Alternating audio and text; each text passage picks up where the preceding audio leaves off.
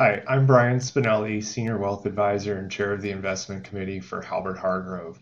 I wanted to address a common investor concern or thought that we tend to interface with or see from time to time, but it comes back to waiting to invest or wanting to change your portfolio in times like these and waiting for the economy to get better in order to invest.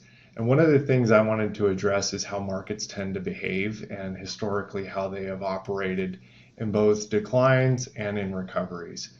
So if you think about where the economy is today, the news does not look particularly good. Markets have corrected.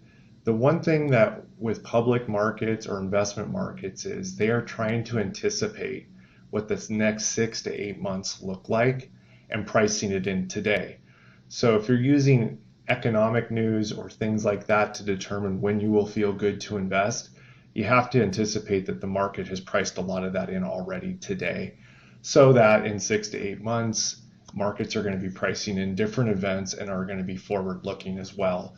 So if you're waiting for things to get better and an all clear in order to start investing, you run the real big risk of having markets already recovered and priced in better opportunities going forward.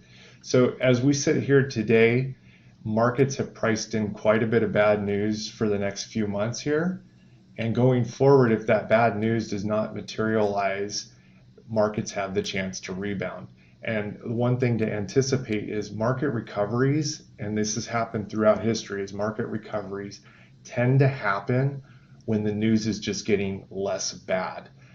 It is not giving you an all clear to invest at that time, but usually the biggest recoveries and where markets return most of their long-term returns are when the news is getting less bad and recoveries are taking hold, even though the economic data isn't showing that. So just remember, when you're investing, you invest capital with a 3 to 5 year view. You have to recognize that when you're doing investments like stocks or bonds, you really do need to anticipate that drawdowns are normal and that recoveries are normal too, and they're not going to match one-to-one with what you're seeing in the economy day to day.